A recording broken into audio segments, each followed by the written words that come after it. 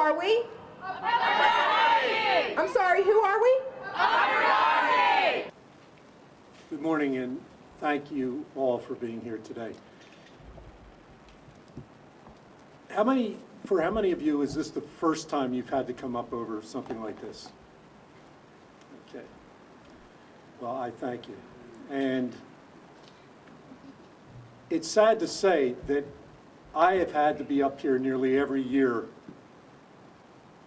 fighting for something for this school district. Mr. Corbett, come out wherever you are. Your citizens, your residents, your taxpayers would like a word with you, please. I'm going to vote for this budget because it is important that we get the money back to our school districts. And no, it's not all I want. No, it's not. I don't even think it's the best we can do, but it's the best that I think we can get done with the governor's approval. If he vetoes it, we're back at square one. So this is the best we can do in this time. But we need your voices to continue to fight, as Rep. McCosey said, to continue to say to the governor, this is important, this is our constitutional obligation to educate our children. It's a sacred trust. Even as we raise taxes in Upper Darby year after year, the covenant was, we'll pay our taxes, don't take our programs. We'll pay our taxes, but don't take our programs. That was a sacred trust between the government and the people of Upper Darby.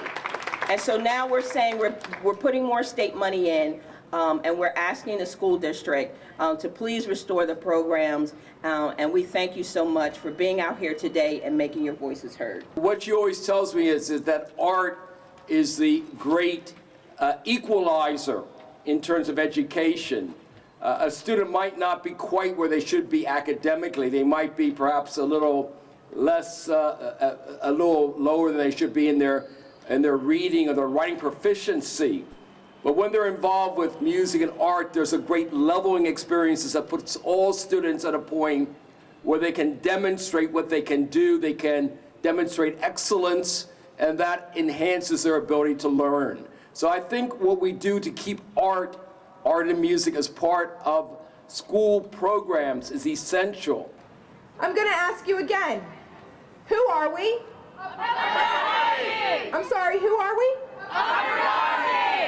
And what do we want to fund? Education!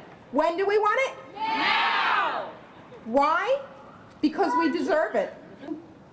The downside of No Child Left Behind has been the stigma of being deemed a failing school district. The policy is flawed. It has damaged morale of students, teachers, and communities.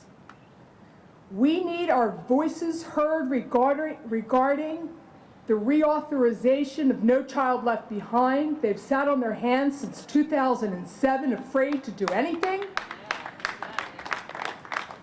Leadership at the state and federal level need to commit dollars to public education. This moving target is unacceptable.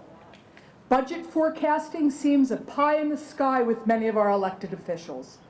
And when the targets are not met, the taxpayers foot the shortfall. If you were in private sector and you didn't hit the projected forecast, you'd be out on the street. And we are here today to have our voice heard that if things don't change with the funding of public education and the future of our children, they too will be out of a job. These cuts are an insult to the amount of work these educators put into the district, the amount of time that they spend on nights and weekends, and it's an insult to the people they educate and who they care so much about. Who are we? I'm sorry, who are we? And what do we want to fund? Education! When do we want it? Now! Why? Because we deserve it.